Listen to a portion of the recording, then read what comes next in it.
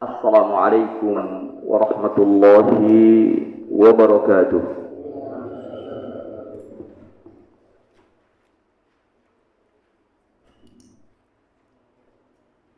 Innal hamdalillah nahmaduhu wa nasta'inuhu wa nastaghfiruh wa na'udzu billahi min shururi anfusina wa min sayyiati a'malina. Man yahdihillahu fala mudilla lahu wa man yudlil fala hadiya lahu. Ashhadu an la ilaha illallah wahdahu la syarika lahu wa ashhadu anna Muhammadan abduhu wa rasuluh. Allahumma salli wa sallim wa barik ala nabiyyina Muhammad wa ala alihi wa ashabihi wa man tabi'ahum bi ihsanin ila yaumiddin, amma ba'd. Fa inna asdaqal hadithi kitabullah wa ahsanal hadi hadi Muhammadin sallallahu alaihi wa ala alihi wa sallam. Wa syarrul umuri muhdatsatuha wa kullu muhdatsatin bid'ah wa kullu bid'atin dhalalah wa kullu dhalalatin finnar.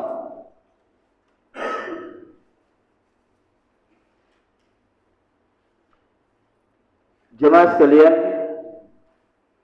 bapak-bapak, ibu-ibu, dan saudara-saudari sekalian yang dimuliakan Allah Subhanahu wa taala.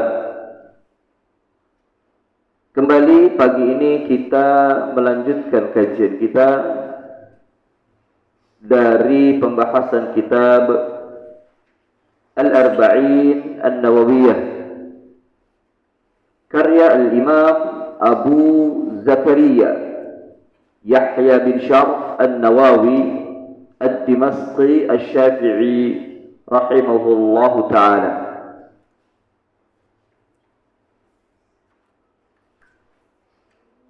Dan pembahasan kita yang terakhir yakni membahas hadis yang ke-14, Al-Hadithur Rabi' Ashar. Kita sudah mengambil faidah dan makna ijmali dari hadis ini. Sedikit dari faidah yang kita ambil dari hadis ini. Namun saya ingin sedikit melanjutkan tentang permasalahan yang termaktub dalam hadis ini, yaitu tentang permasalahan diantaranya membunuh. Ya, karena hadis ini berbicara tentang an-nafsu bin nafsi. Ya, lengkapnya saya sebutkan di sini. An Abdullah bin Mas'ud radhiyallahu anhu qala Rasulullah sallallahu alaihi wasallam la yahillu damu imri'in muslimin illa bi ihda thalathin at-tayyibu az-zani wan nafsu bin nafsi wat tariku lidinihi al-mufariqu lil jamaah. Tidak halal darah seorang muslim kecuali dengan 3 perkara. Namun ikhwah, ini bukan pembatasan. Ya, bukan pembatasan. Karena nanti akan bahas hak-hak Islam yang juga merupakan haknya itu, hukumannya itu adalah dibunuh. Ini bukan pembatasan. Illa bi ihdatsy thalathin, kecuali 3 perkara. Kenapa disebutkan oleh Nabi 3 perkara ini? Karena ini perkara yang besar dan menyangkut qawaidul Islam. Menyangkut qawaid, kaidah, usul. Ya. Siapa saja yang terjebak ke dalam tiga ini, dan ini kebanyakan manusia, maka dia wajib dikenakan hukuman bunuh, yaitu pezina, at-thayyibuz zani, orang yang sudah pernah menikah, yaitu kalau kita bahasa kita itu om-om dan tante-tante berzina. Wan nafsu bin nafsi, jiwa dengan jiwa, yakni jiwa membunuh jiwa, manusia membunuh manusia. Zakaran kana aw untha, baik laki-laki maupun perempuan. Wa tariku lidinihi al-mufariqu lil jamaah, orang yang meninggalkan agamanya, artinya murtad. Wal mufariqu lil jamaah, orang yang menyelisihi jamaah, menyelisihi masyarakat muslim, artinya yang menentang jamaah yang dipimpin oleh satu orang yang sah. Jamaah muslimin, kaum muslimin yang dipimpin oleh satu orang yang sah, dipilih oleh kaum muslimin, itu yang disebut dengan jamaah. Dengan istilah lain, pemberontak. Ya, kalau tariku dipinihi ini murtad, al-mufariqu lil jamaah ini pemberontak. Ya, yang meninggalkan agama ini murtad, maka akan ada hukuman murtad. Makanya dibahas oleh ulama-ulama fiqhiyah di kitab-kitab mereka, babul murtad. Ya, bab tentang murtad itu ada hadnya, ada hukumannya. Di antaranya adalah al-qatl, membunuh, dibunuh. Demikian juga al-fariqu lil jamaah yang disebut dengan pemberontak. Makanya juga dibahas dalam kitab-kitab fikih al-bughat. Bughat itu artinya pemberontak, pemberontakan. Bagaimana Islam meletakkan hukumnya terhadap para pemberontak. Di antaranya ini al-qatl, diperangi, dibunuh. Ya, hanya saja ketiga perkara ini tidak diletakkan pada tangan-tangan individu muslim, sehingga mereka membolehkan setiap manusia yang melakukan dosa ini, ya, setiap individu muslim untuk melakukan dosa membunuh atau menghukum orang-orang yang melakukan dosa ini, ya, tidak diletakkan kepada setiap tangan-tangan individu muslim, tidak dibebaskan. Tiga ini diserahkan kepada hakim, amir, yang memberikan keputusan. Kalau sekarang lebih profesional lagi, yang disebut dengan kata-kata yang berwajib, yang berhak untuk menghukumi.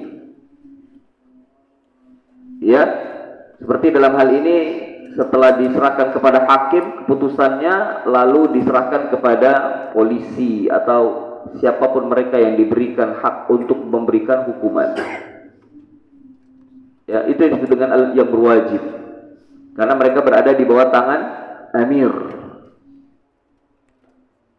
Ya, jadi tidak diserahkan pada setiap individu muslim. Melihat perzinahan langsung dia bunuh, kemudian berhujjah dengan hadis ini, fala, ini salah. Atau melihat orang yang membunuh langsung dihakimi, dibunuh juga tanpa diserahkan kepada amir, nah, ini juga salah, ya, demikian. Ya, jemaah sekalian yang dimuliakan Allah Subhanahu wa taala, Syekh Salim bin Eid Al-Hilali hafizahullah taala, ini salah satu murid senior dari Al-Imam Al-Albani rahimahullah taala.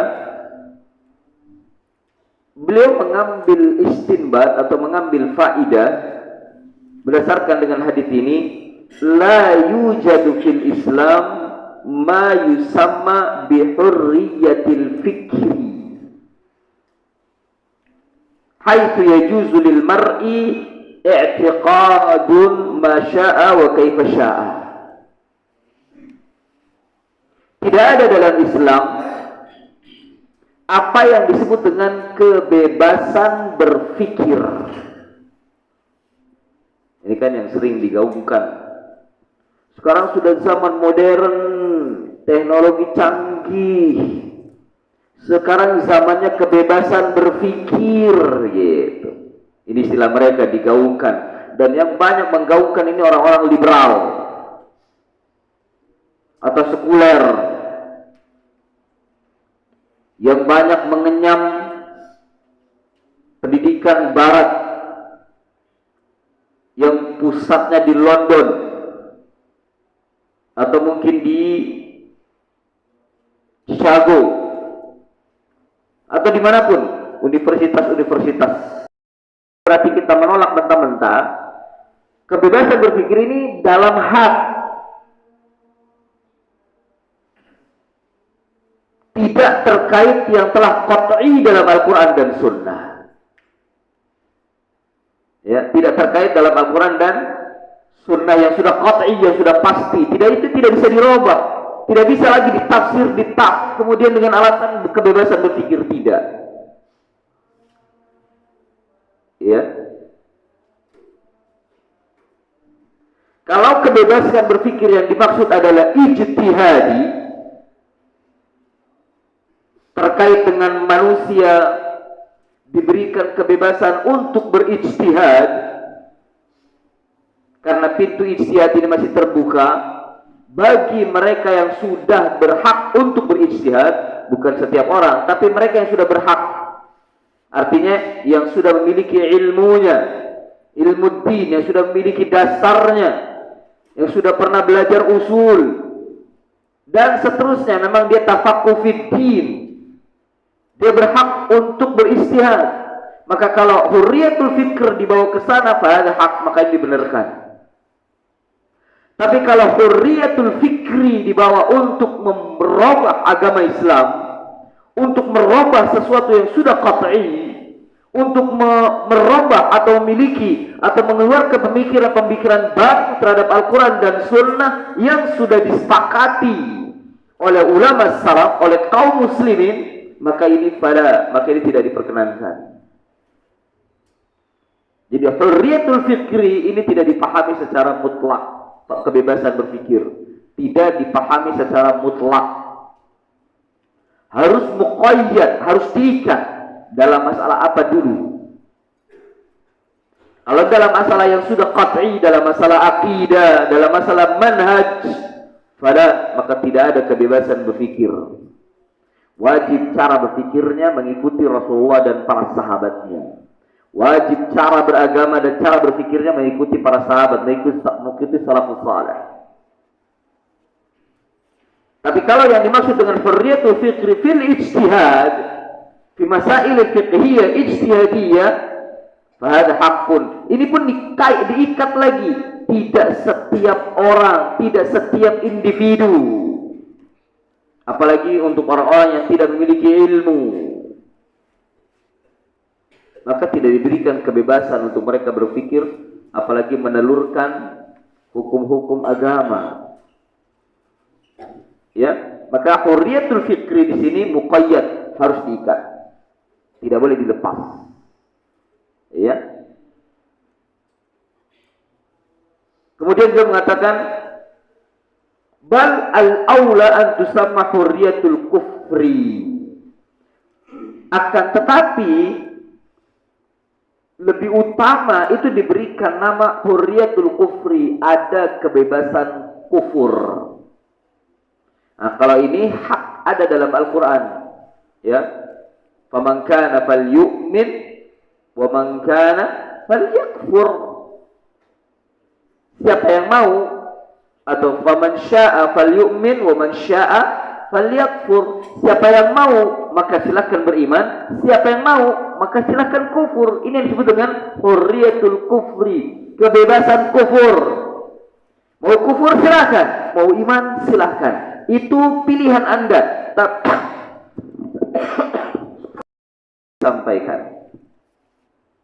hujjah sudah disampaikan oleh para nabi dan para rasul serta diikuti para dai. Ya, hurriyatul kufri. Ya,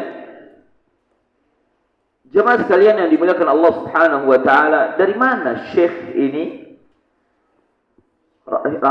hafizahullah mengambil pemikiran atau mengambil faidah tentang ini dari hadis yang kita sebutkan tadi? Dari kalimat wattariku lidinihi al-mufariqu lil jamaah, meninggalkan agamanya dan menyelisihi jamaah. Kalau Anda mengambil kekufuran atau seorang mukmin muslim dia lebih memilih kekufuran, maka dia harus sanggup untuk menanggung akibatnya. Yaitu diantaranya adalah hukuman. Ya, hukuman. Kalau sanggup, silahkan kufur, silahkan murtad. Itu yang dimaksud dengan hurriyatul kufri. Dan memang ini yang terjadi pada zaman sekarang ini, hurriyatul fikri atau hurriyatul fikri atau hurriyatul kufri. Kebebasan berpikir atau kebebasan kufur. Kemudian jemaah sekalian yang dimuliakan Allah Subhanahu wa taala, terkait dengan an-nafsum bin nafsi, jiwa membunuh jiwa. Jiwa membunuh jiwa yang disebut dengan qisas. Ya, jiwa dibalas dengan jiwa yang disebut dengan qisas. Di sana ada beberapa hal yang dikecualikan. Ya, yang dikecualikan. Yang tidak ada qisas. Kalau seorang muslim atau mukmin membunuh sengaja atau tidak sengaja, membunuh jiwa, namun tidak ada qisas baginya. Ya, tidak ada qisas baginya. Di antaranya yang pertama, ayyuqtala atau ayyaqtula al-walidul waladah. Orang tua membunuh anaknya. Orang tua membunuh anaknya. Ini hukum asalnya tidak ada qisas, tapi tetap diserahkan kepada amir, hakim untuk memutuskan. Tapi hukum asalnya ketika orang tua membunuh anaknya, hukumannya bukan qisas dan tidak ada qisas. Ya, alla yuqtala bihi, orang tuanya tidak dibunuh. Orang tuanya tidak dibunuh. Tentunya yang muslim, ya, orang tua muslim membunuh anaknya, ini tidak dibunuh. Dan ini ada riwayat yang sahih yang datang dari Nabi melalui sahabat Umar bin Khattab radhiyallahu anhu, beberapa riwayat yang lain. Jadi Nabi tidak membunuh orang tua yang membunuh anaknya. Pembunuhan orang tua yang membunuh anaknya.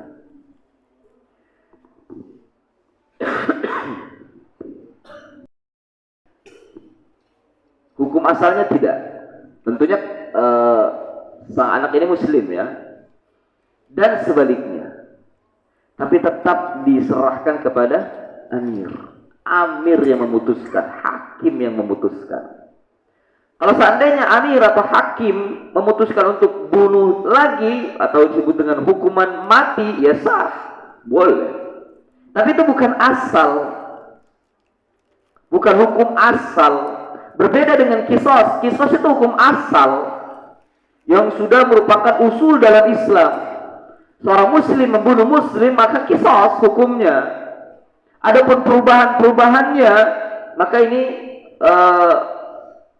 perlu pertimbangan.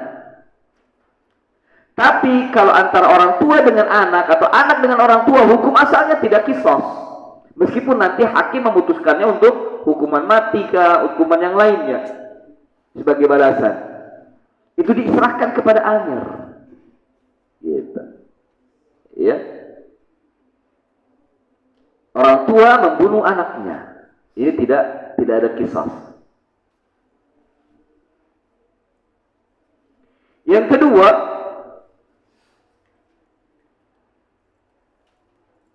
yaitu ayyuqtala atau ayyaqtula al-hurru 'abdan. Hamba sahaya, orang merdeka membunuh hamba sahaya. Orang merdeka membunuh hamba sahaya.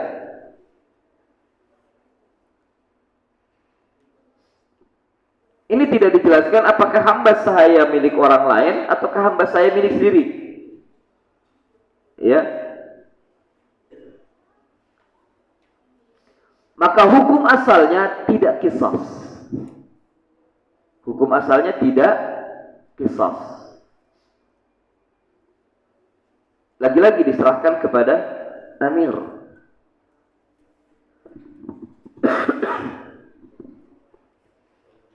Sebagian ulama ada yang membawa kepada begitu juga suami membunuh istrinya. Kalau suami membunuh istrinya tidak ada qisas, tapi diserahkan kepada amir. Dan ini tidak sebaliknya. Tidak sebaliknya. Hamba sahaya membunuh orang merdeka, maka hamba sahayanya dihukum mati. Qisas. Juga istri membunuh suaminya, istrinya diqisas. Ya.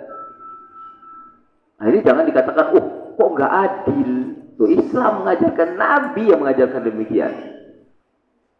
Dan kita tahu Nabi adalah pembawa risalah, orang yang paling adil, orang yang paling bertakwa di sisi Allah Azza wa Jalla. Nabi telah memberikan keputusan demikian. Dan apa yang diucapkan oleh Nabi adalah wahyu, wa ma yantiqu 'anil hawa in huwa illa wahyu yuha. Ya. Jadi seorang merdeka dia membunuh hamba sahaya. Baik hamba sahaya ini laki-laki maupun perempuan. Dzakaran kana aw unsa.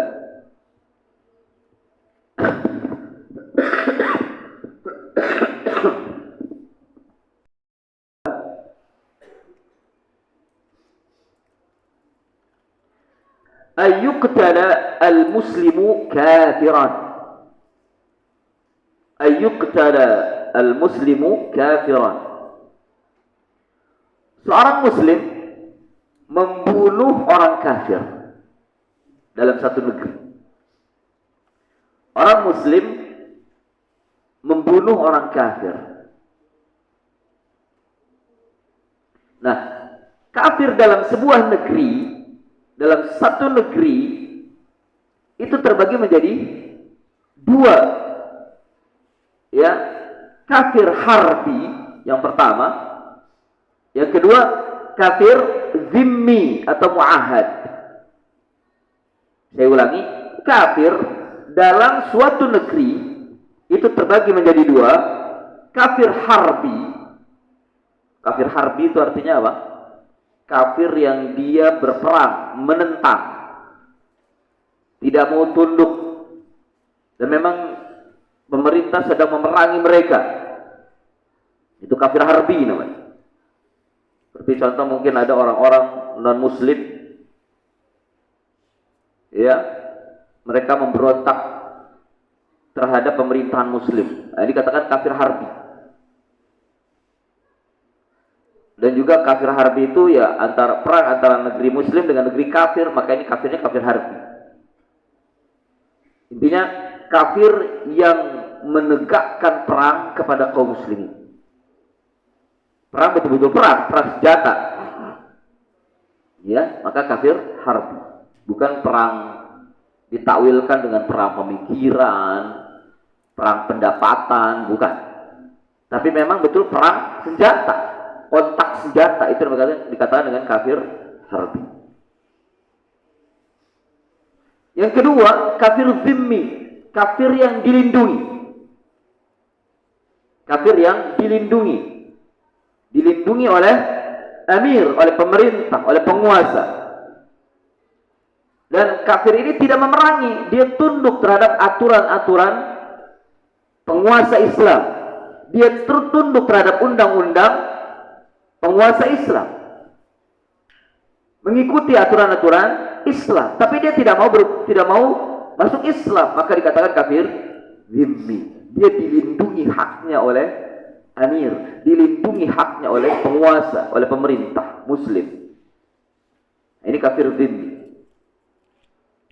Sementara kafir mu'ahad itu adalah kafir yang ada perjanjian dengan kaum muslimin, seperti dia tamu, ya, tamu dari negeri kafir datang ke negeri muslim, bertamu, memang sengaja memang bertamu, mungkin dengan hubungan bilateral atau apapun lah.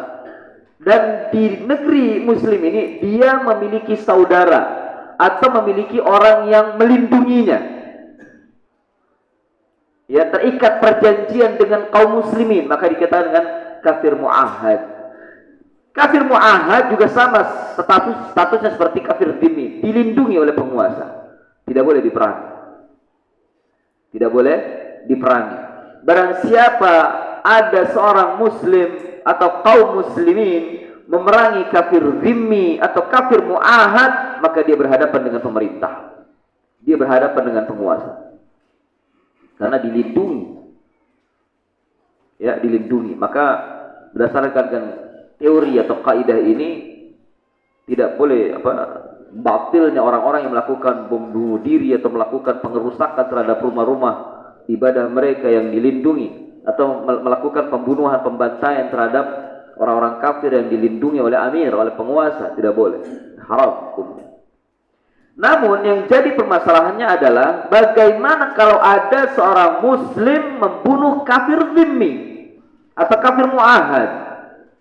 Kalau membunuh kafir harbi, ya tidak ada khilaf para ulama, tidak dibunuh dia. Memang dalam keadaan perang, dalam keadaan kontak senjata. Meskipun harbi di sini adalah pemberontak, ya, atau mungkin yang pernah terjadi di beberapa daerah di negeri kita. Apa yang pernah terjadi di Poso, apa yang pernah terjadi di Ambon dulu, saling berperang mereka, antara muslim dengan kafir saling berperang. Maka yang seperti ini tidak ada qisas, artinya tidak bunuh, tidak dibalas bunuh. Ya, sepakat para ulama tidak ada qisas. Namun kalau ini kafir zimmi, dia kafir memang, dia bukan muslim atau non muslim apapun agamanya, ya, Kristen, Hindu, Buddha, tapi dia kafir zimmi, dilindungi oleh penguasa. Kemudian ada seorang muslim membunuhnya, maka menurut syar'i, menurut jumhurul ulama, fala yuqtalu bihi, dia tidak dibunuh. Seorang muslim tidak dibunuh ketika dia sengaja atau tidak sengaja membunuh kafir zimmi, ya, membunuh kafir zimmi atau mu'ahad, maka tidak dibalas bunuh meskipun dia berhadapan dengan penguasa, tapi hukum asalnya dia tidak boleh dibunuh. Terlepas nanti diberikan hukuman kepada diserahkan hukumannya dan diputuskan oleh penguasa, dan penguasa menjatuhkan hukuman mati, itu bukan pada dasarnya adalah qisas. Kita berbicara hukum asal, ya. Kita berbicara hukum asal. Hukum asalnya seorang muslim yang membunuh kafir zimmi atau mu'ahad, itu hukumannya tidak dibunuh, tapi diserahkan kepada amir, kepada hakim yang memutuskan. bawakan bukti-bukti, saksi-saksi dan lain sebagainya. Yang nanti mungkin pada akhirnya hukuman yang diterima oleh seorang muslim ini saat dia membunuh orang kafir ini dihukum mati, itu bukan qisas, tapi memang meletakkan had bagi dia. Meletakkan had yang telah diputuskan oleh hakim. Bisa dipahami ya? Jadi bukan qisas, tapi meletakkan had yang diputuskan oleh hakim yang dia berhak untuk dihukum bunuh. Karena mungkin pembunuhannya keji, ya pembunuhannya direncanakan, dia seorang muslim membunuh orang kafir. Bisa dipahami ya? Jangan sampai salah paham. Ini terkait dengan permasalahan fikih ijtihadi yang diriwayatkan oleh Imam Ahmad, Tirmidzi dan An-Nasa'i, serta hukum hadis asalnya ada dalam Sahih Bukhari dari sahabat Ali bin Abi Thalib radhiyallahu an, dari Nabi sallallahu alaihi wasallam, Rasulullah sallallahu alaihi wasallam bersabda, la yuqtalu muslimun bikafirin. La yuqtalu muslimun bikafirin. Tidak dibunuh seorang muslim dengan kafir, yakni dengan membunuh orang kafir. Artinya seorang muslim yang membunuh orang kafir tidak dibalas bunuh, tidak dikisas, ya tidak dikisas.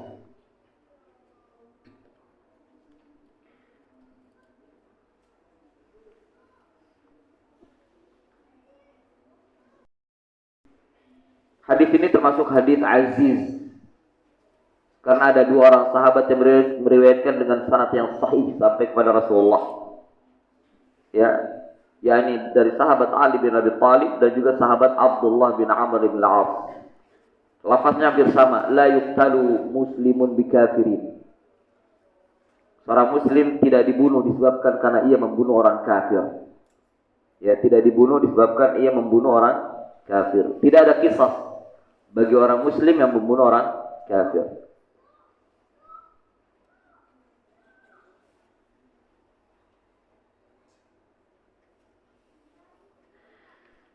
Kemudian jemaah sekalian yang dimuliakan Allah Subhanahu wa taala, ada pula hukuman-hukuman bunuh yang keluar dari tiga yang disebutkan dalam hadis tadi.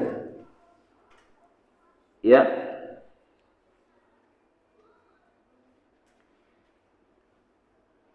Yang pertama, al-liwat. Meskipun sebagian mereka memasukkan ini ke dalam zina, ya. Al-liwat, apa makna liwat? Perilaku seks sejenis. Ya, seks sejenis. Kalau laki-laki disebut dengan homo, kalau perempuan disebut dengan lesbi. Ya, liwat ini namanya. Perilaku seks dibunuh itu dua-duanya perilaku seks sejenis, dua-duanya dihukum bunuh. Bahkan ini lebih dahsyat ya dosanya daripada zina biasa antara laki dengan perempuan. Hadis yang diriwayatkan oleh Imam Ahmad, Abu Dawud dan At-Tirmidzi dari dari sahabat Abdullah bin Abbas radhiyallahu an, dari Nabi sallallahu alaihi wasallam, Rasulullah sallallahu alaihi wasallam bersabda, uqtulu al-fa'ilu wal maf'ulu bihi. Uqtulu al-fa'ilu wal maf'ulu bihi. Bunuhlah oleh kalian, kata Nabi, al-fa'il, pelakunya. Pelaku artinya dia yang menyengaja untuk mendatang liwat, wal maf'ul dan korban. Maf'ul ini korban atau objek. Ya, objek dari liwat. Itu dua-duanya dibunuh. Para ulama memberikan catatan. Ya, para ulama diberikan catatan bila tidak ada paksaan. Ya, yang kita sebut dengan pemerkosaan. Kalau ada paksaan, diadili tetap. Kalau ada paksaan ya, karena biasanya korban itu dipaksa. Ya, dipaksa. Kalau dia melakukannya suka sama suka dan tidak dipaksa, maka al-fa'il wal maf'ul yuqtal. Yang melakukan dan yang dilakukan itu dibunuh. Bahkan digambarkan penjelasannya oleh para ulama, dibunuhnya bukan dibunuh dengan senjata atau pedang dipenggal leher, tidak. Dibunuhnya dijatuhkan ke jurang, dilempar ke jurang yang paling dalam, ya, atau dilempar dari tempat yang paling tinggi, ya, dijorokin, tutup matanya, ikat, kemudian tendang dari atas ketinggian. Kalau kita mungkin kalau tidak ada gunung, tidak ada jurang, di atas hotel, ya, hotel yang paling tinggi, bukan hotel 2 lantai 3 lantai, bukan, yang paling tinggi mungkin 25 atau mungkin 100 lantai, yang paling tinggi, ditendang dari atas, jatuhkan. Menyiksa sekali, dan memang begitu hukumannya, ya, dibunuh. Liwat itu dibunuh dengan cara itu. Kalau zina dibunuhnya dengan cara didera, dirajam. Tapi liwat ditendang dari ketinggian, dijatuhkan dari ketinggian, dan dibiarkan dia mati hancur remuk berantakan di bawah. Dan tidak boleh ada kesedihan kita. Hal itu hukuman. Karena sebagian kita kan nggak tega, sedih. Menyelesaikan dosa sekujur tubuh itu kecuali dengan dibunuh, supaya urat-uratnya itu selesai. Dan liwat lebih dahsyat lagi. Dosanya bukan hanya sekedar itu, dia merusak tatanan kehidupan manusia, merusak fitrah. Itu liwat. Hubungan seks sejenis itu merusak fitrah manusia. Nah, itu hukumannya seperti itu, dilemparkan dari tempat yang tinggi. Ya. Naudzubillah.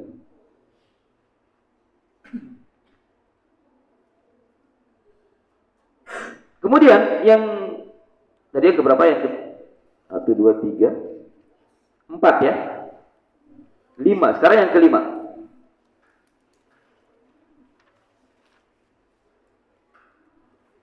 Di antaranya man atadzata mahram, orang yang menzinahi mahramnya. Orang yang menzinahi mahramnya. Anak menzinahi ibunya, bapak menzinahi anaknya, kakak menzinahi adiknya, ya, adik menzinahi kakaknya yang perempuan, tentu laki dengan perempuan, ya, maka ini hukumannya bunuh. Hukumannya bunuh. Ini bukan termasuk dari at-taibuz zani, tidak, tapi hubungan semahram. Hubungan semahram itu hukumnya adalah bunuh.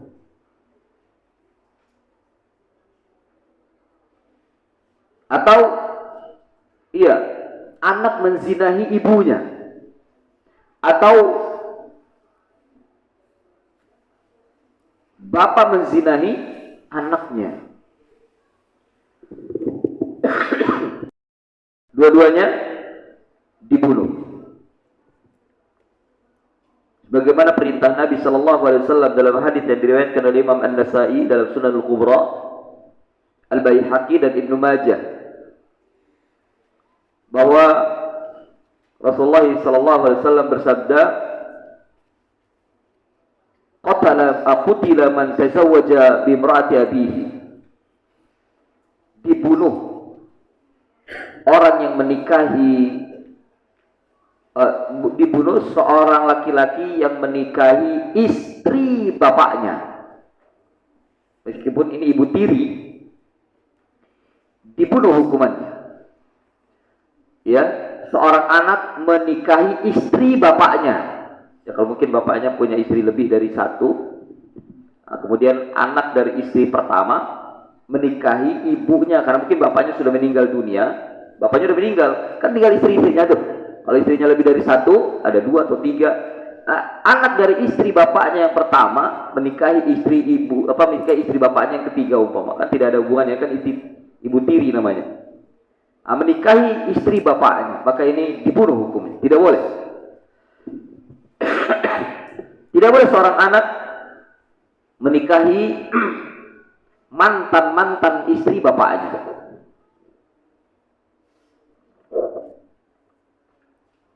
Dan dalam riwayat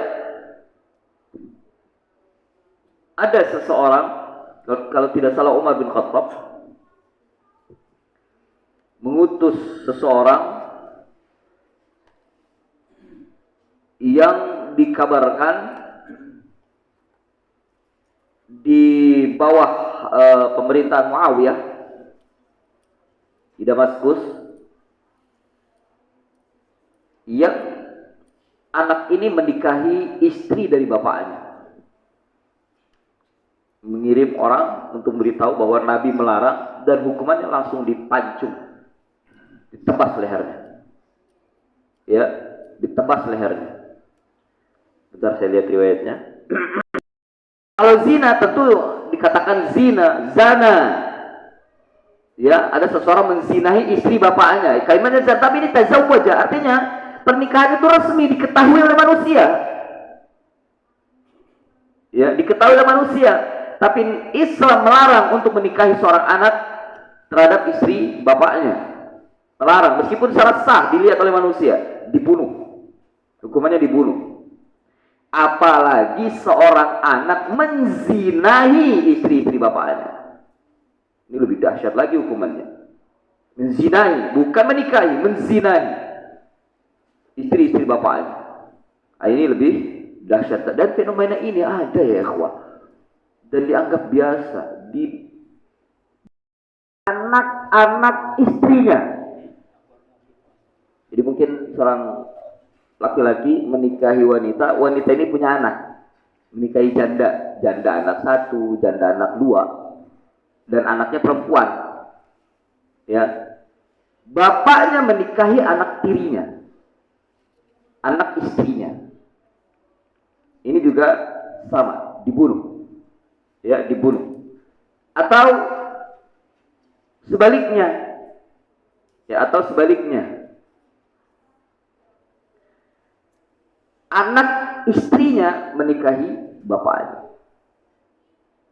Ya, menikahi bapaknya. Ini juga dibunuh. Yang disebut dengan pernikahan semahram. Dari sini menunjukkan bahwa ibu tiri itu mahram. Ibu tiri mahram.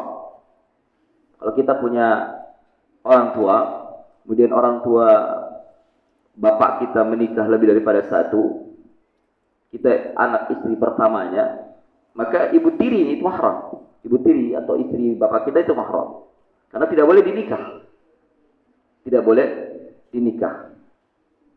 Ya. Istri kita mahram bukan? Istri kita mahram bukan? Bukan. Istri kita bukan mahram. Orang kita halal kok. Apa arti mahram? Yang diharamkan untuk dinikah. Istri kita, masa kita diharamkan? Istri kita kan halal, ya tidak? Halal untuk dinikah, bukan mahram. Halal dinikah istri itu. Kalau antum mahram, antum sudah kufur itu. Gimana istri kita nikahi tapi kita tidak menzina, tidak mendekatinya, tidak halal untuk mendekatinya, gimana? Istri itu bukan mahram, tapi istri itu halal, muhallal, dihalalkan kita menikahinya. Ya. Dan dihalalkan kita kemana-mana untuk menemaninya. Makanya dikatakan bukan mahram. Mahram itu adalah orang-orang yang diharamkan untuk dinikah, apalagi dizina, apalagi untuk dizinahi. Nah, ibu-ibu atau istri-istri bapak kita itu mahram. Anak-anak perempuan kita itu mahram. Ya, kakak-kakak perempuan kita atau adik-adik perempuan kita itu mahram karena semuanya diharamkan untuk dinikahi, apalagi dizinahi. Ya, diharamkan. Itu namanya mahram. Tapi kalau istri itu muhallal, halal. Halal untuk kita dekati, halal untuk kita gauli. Seperti itu. Ya. Jadi jangan salah meletakkan, oh ini enggak ada mahramnya. Oh. Yang keberapa ini? 6. As-sahir, tukang sihir. Ya, as-sahir. Dan ini madhab jumhurul ulama. Madhab jumhurul ulama, meskipun mungkin ada yang tidak setuju, tapi jumhurul ulama menghukumi tukang sihir itu hukumannya dibunuh. Hukumannya dibunuh. Seperti diantaranya pendapatnya Umar bin Abdul Aziz dan juga Imam Malik, Imam Ahmad, Ishaq bin Rahawai dan lain-lain. Bahkan mereka mengatakan innahu yukaffiru bisihri. Mereka ini, para ulama ini mengkufurkan dengan sihirnya. Artinya tukang sihir itu dikafirkan karena dia kafir, halal dibunuh. Ya, karena dia kafir, tukang sihir itu kafir, maka halal dibunuh. Memang demikian, tukang sihir itu nggak ada yang sholat, dan kafir. Karena kalau mereka sholat, sihirnya nggak manfaat ya, nggak bergerak, tidak bisa. Ini yang ke-6. Yang ke-7,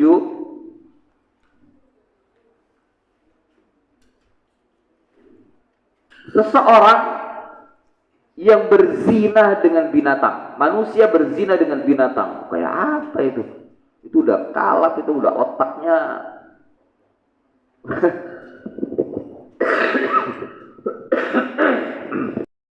Zinahi gimana? Hukumannya bunuh. Wanita menzina binatang atau laki-laki menzinahi binatang. Binatangnya apa saja. Kucing, atau anjing, atau mungkin kambing, atau kuda, atau apapun. Yang menzinahi binatang, yang dibunuh bukan binatangnya, yang dibunuh orangnya. Binatang dibunuh bagaimana? Dia kan nggak tahu apa-apa binatang. Ini memang karena manusia udah rusak otaknya ya, karena dia sudah tidak bisa melihat lagi manusia. Bahkan terkadang antaranya yang ke-8, ini juga yang diperselisihkan oleh para ulama. Orang yang meninggalkan sholat. Orang yang meninggalkan sholat. Itu kebanyakan para ulama, termasuk diantaranya madhab Syafi'iyah. Di negeri kita ini kebanyakan adalah madhab Syafi'iyah. Orang yang meninggalkan sholat itu dibunuh hukumannya. Yuqtal. Tapi celakanya mereka yang mengaku mazhab Syafi'iyah banyak yang meninggalkan salat. Dan lahu sebagai hukuman buatnya. Kalau Imam Ahmad dibunuh juga hukumannya. Orang yang meninggalkan salat dibunuh. Kalau disebut dengan mazhab Hambali dibunuh. Makanya di negeri Saudi itu melarang orang-orang yang meninggalkan salat. Wajib ketika datang kumandang azan mereka ke masjid. Karena mereka menegakkan orang yang meninggalkan sholat itu dibunuh. Meninggalkan sholat dibunuh bukan karena had, tapi dia kafir, murtad, keluar dari Islam. Dibunuh karena kemurtadannya. Bagaimana di awal tadi, di hadis, orang yang meninggalkan agama hukumannya dibunuh. Orang yang meninggalkan sholat, dia sudah meninggalkan agama, maka dia hukumannya dibunuh. Ini madhab Hambali. Sementara madhab Syafi'i, dia tidak meninggalkan agama, tapi hukuman yang ditetapkan oleh hakim, hukum asalnya adalah orang meninggalkan sholat itu dibunuh. Bunuhan. Ya. Nah, demikian. Ini yang ke-8. Dan ini ma'ruf indal ulama. Kemudian juga di antara hukum yang dibunuh dan ini juga diikhtilaf oleh para ulama, syaribul khamar. orang yang minum khamar. Ya. Cuma dengan catatan minum khamar ini yang keempat, kali yang keempat. Kali yang kedua, kali pertama tidak dinasihati. Kali kedua masih dinasihati. Kali tiga kasih peringatan. Jadi dan peringatan keempat dia belum taubat, bunuh. Ya. Ini untuk peminum khamar. Jadi tidak pertama, kedua, ketiga, keempat nggak bisa, bunuh. Masih saja melakukan, tetap bunuh. Kecuali kalau dia taubat. Kalau sudah taubat maka tidak ada bunuh. Kemudian yang ke-10,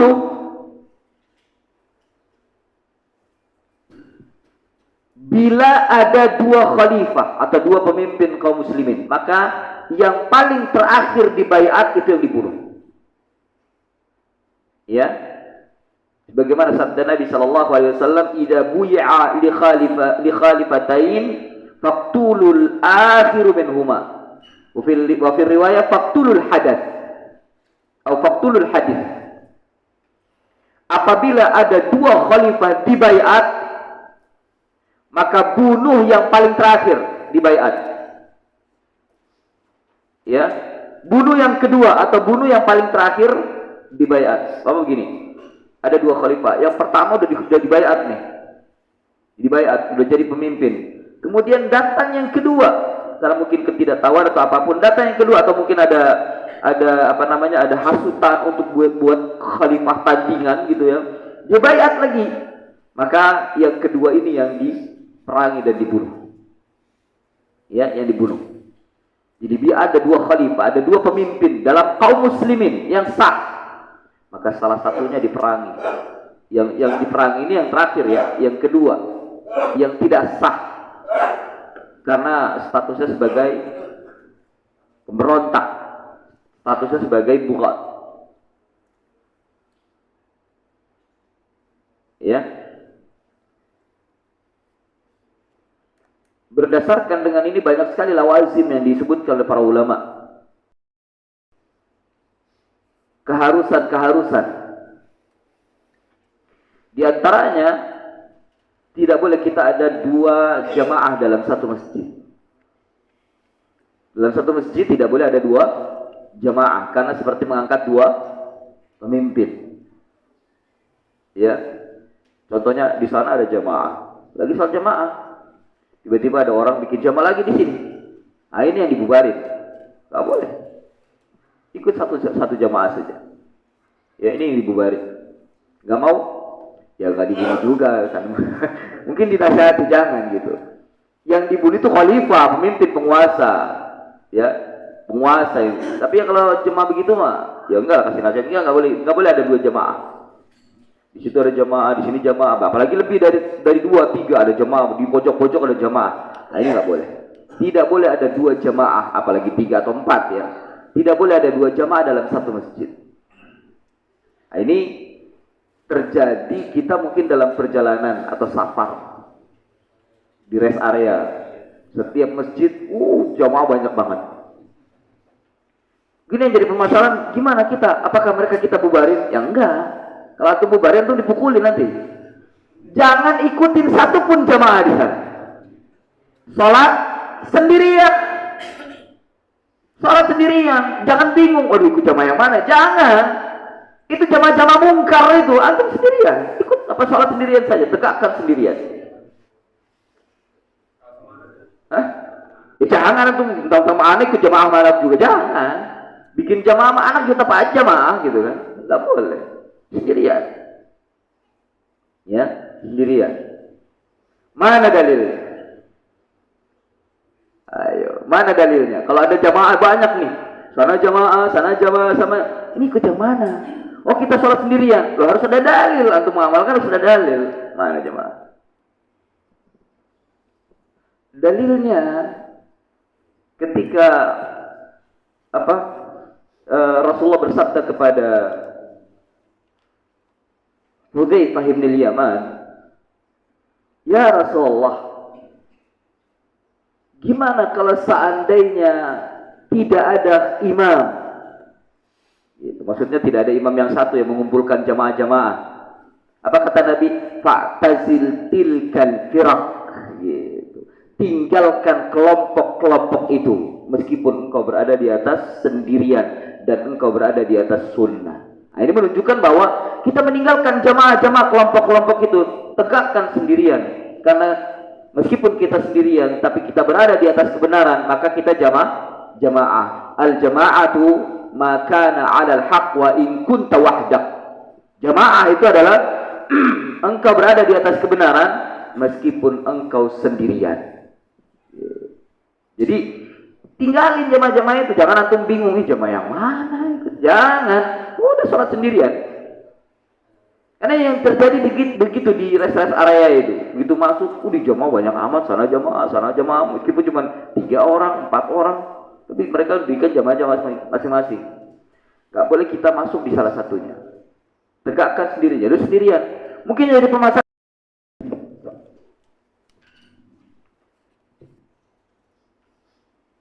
Yang ke-11, ringkasnya ini provokator. Apapun masalahnya. Di sini hadisnya diriwayatkan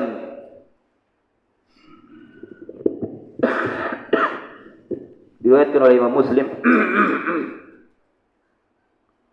Rasulullah SAW bersabda, Man atakum wa amarakum jami'a ala rajulin wahid فأراد أن يشق عصاهم أو أن يفرق جماعتهم فاقتلوه. Man atakum, siapa saja yang datang kepada kalian, wa amarakum, dan memerintahkan kepada kalian, jami'a ala rajulin wahid, semuanya untuk dipimpin oleh satu orang. Tapi dipimpin satu orang ini, arada ayyashqa asahum, untuk memecahkan tongkat. Asakum ini untuk memecahkan tongkat kalian, jadi untuk memisahkan kekuasaan kalian sebagai penguasa yang sah. Au yufarriqa jama'atakum, atau mereka ingin memecah belah jamaah kalian, faqtuluhu, maka bunuh provokator ini. Jadi kalau ada orang provokator, ya, wah kita harus berontak ini karena tidak adil, bla bla bla bla, ingin berontak, kumpulin orang, maka orang ini dibunuh. Nah, lagi-lagi serahkan kepada penguasa, amir yang menegakkan, bukan pada tangan-tangan individu. Dan termasuk diantaranya dia ketika provokasi itu dia sudah menghuluskan pedang. Karena diantara hadisnya itu dari Ibnu Zubair, ya, Abdullah bin Zubair, Man syahara silah thumma wada'ahu fadamuhu hadarat. Siapa yang syahara silah, siapa yang menghulus pedang, menghulus senjata, ya, kemudian dia meletakkan, maka darah wajib baginya, maksudnya dibunuh. Ya, negeri dalam keadaan aman, negeri dalam keadaan damai, tiba-tiba mereka membawa senjata. Meskipun dalam bercanda, ya, gak boleh bercanda dengan senjata gitu. Senjata entah senapan atau pedang atau apapun, ya, kemudian dia bermain-main. Gak boleh bermain-main dengan senjata, ya. Ini hukum Islam, ya. Ini hukum Islam. Jadi tidak boleh kita main-main dengan senjata atau dengan